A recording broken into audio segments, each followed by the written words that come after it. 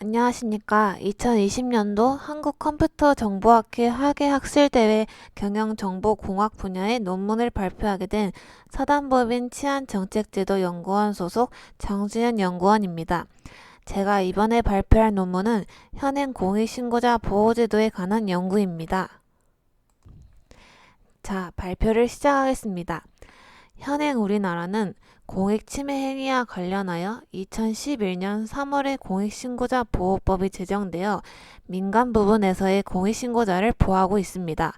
하지만 민간 부분에서 발생하는 공익침해 행위가 은밀하고 진흥화되어 조직 내부의 문제점을 정확하게 인지하고 있는 조직 구성원들이 정보를 제공해주지 않으면 공익침해 행위에 대한 구체적인 증거를 확보하기 어렵고 이를 적발하거나 시정하는 것 또한 현실적으로 어려울 수 있습니다. 그러나 공익신고자가 신고로 인하여 배신자라는 낙인이 찍혀 집단 따돌림을 당하거나 해고 및 징계 외에도 근무처 변경, 승진 탈락 등 경제적, 정신적인 피해를 받는 문제가 내포하고 있습니다. 따라서 이러한 문제를 해결하기 위하여 공익신고자를 보호하는 제도적인 장치가 필요하다는 공감대가 형성되었고, 이에 공익신고자를 실질적으로 보호할 수 있는 제도가 마련되었습니다. 그러나 공익신고자에 대한 미흡한 보호와 지원 등 문제가 지속적으로 제기되어 왔고, 이에 본 연구에서는 공익신고자 보호제도의 주요 내용을 검토하고 개선 방안을 제시하고자 합니다.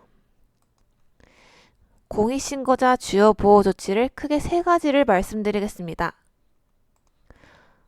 첫째, 공익신고자 등의 비밀보장 의무는 누구든지 공익신고자의 동의 없이 그의 인적사항이나 그가 공익신고자임을 미루어 짐작할 수 있는 사항을 알려주거나 공개, 보도해서는 안 됩니다. 또한 공익신고에 대한 조사, 수사, 소송 과정 등에 협조한 사람의 비밀도 보호해야 하며 피신고자의 인적사항을 포함한 신고 내용을 공개하는 것도 금지하고 있습니다. 이를 위반할 경우 5년 이하의 징역 또는 5천만 원 이하의 벌금형에 처해질 수 있습니다. 둘째, 신변보호 조치란 공익신고자 등과 그 친족 또는 동거인이 공익신고 등을 이유로 생명 신체에 중대한 위해를 입었거나 입을 우려가 명백한 경우 위원회에 신변보호에 필요한 조치를 요구할 수 있고, 신변보호가 필요하다고 인정되는 경우 위원회는 경찰관서의 장에게 신변보호 조치를 요청할 수 있습니다. 경찰관서의 장은 범죄신고자법 제7조에 따라 신변공호, 참고인 또는 증인으로 출석 기가시 동행, 주거에 대한 주기적 순찰, 일정 기간 동안의 특정 시설에서의 보호 등 신변보호 조치를 취할 수 있습니다. 셋째, 책임의 감면 등에는 공익신고자 등이 공익신고와 관련하여 범죄 행위가 발견된 경우 그 형을 감경하거나 면제할 수 있으며, 신고자에게 징계나 불리한 행정처분을 하는 경우에도 감경 또는 면제를 요구할 수 있습니다. 이 법에 의하여 신고한 경우에는 다른 법령, 단체 협약, 취업규칙 등의 관련 규정에도 불구하고 직무상 비밀준수 의무를 위반하지 않은 것으로 간주하며, 또한 피신고자가 공익신고 등으로 손해를 입은 경우에도 공익신고자 등에게 그 손해배상을 청구할 수 없다고 규정하고 있습니다. 공익신고자 주요 수혜 조치도 세 가지를 말씀드리겠습니다. 첫째, 보상금은 내부 공익신고자의 공익침해 행위 신고에 의하여 국가 또는 지방자치단체의 직접적인 수입의 회복 또는 증대가 발생하거나 그에 관하여 법률관계가 확장된 경우 신고자의 신청에 따라 보상 대상 가액의 4에서 20%를 지급하고 지급 한도액은 최대 30억 원입니다. 둘째, 포상금은 국가 및 지방자치단체에 재산상 이익을 가져오거나 손실을 방지한 경우 또는 공익의 증진을 가져온 경우에 예산의 범위 내에서 위원회의 심사를 통하여 최대 2억 원까지 지급할 수 있습니다. 셋째, 구조금은 공익신고자 등과 그 친족 또는 동거인은 공익신고 등으로 인하여 피해를 받았거나 비용을 지출한 경우 위원회에 구조금을 신청할 수 있습니다. 대상의 경우에는 표를 보시면 보상금의 경우는 내부 공익신고자로 대상을 한정하고 있으며 포상금은 대상을 내부, 외부 공익신고자를 불문하며 구조금의 경우에는 친족, 동거인을 포함한 공익신고자 등을 대상으로 하고 있습니다. 이러한 보호조치와 수의조치를 통하여 공익신고자를 보호하고 있지만 공익신고자에 대한 미흡한 보호와 지원 등의 문제가 지속적으로 제기되어 개선 방안을 제시하고자 합니다.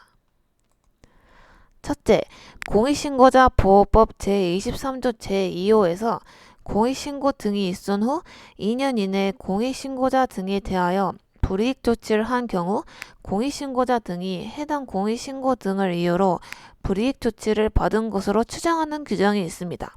공익신고는 사건 발생과 인지, 신고에 대한 결정 및 신고, 불이익 조치, 소송 절차 진행 등의 순서로 진행되며 이러한 절차들이 진행되는데 3년 이상의 시간이 걸립니다. 하지만 2년 이내의 기간이라는 시간적 제한을 두고 있어 공익신고자가 신고 후 불이익 조치를 2년 이상 지난 후에 받으면 불이익 조치로 추정받지 못하게 되는 문제가 있습니다. 따라서 불이익 조치에 대한 추정 기간의 시간적 제한을 없애는 법률 규정을 마련하여 공익신고자를 보호해야 합니다.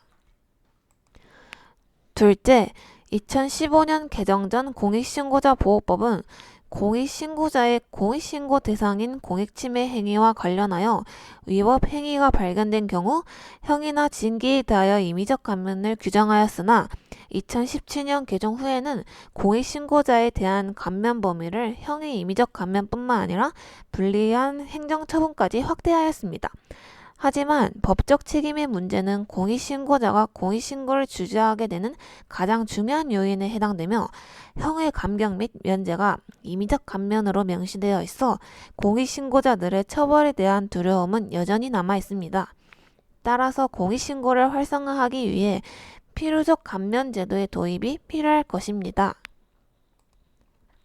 셋째, 공익신고자 보호법이 제정되어 시행된 이후로 2011년부터 2019년 12월까지 8년 동안 구조금 지급 건수는 총 17건이며 지급 금액은 총 2,500여만 원에 불과합니다.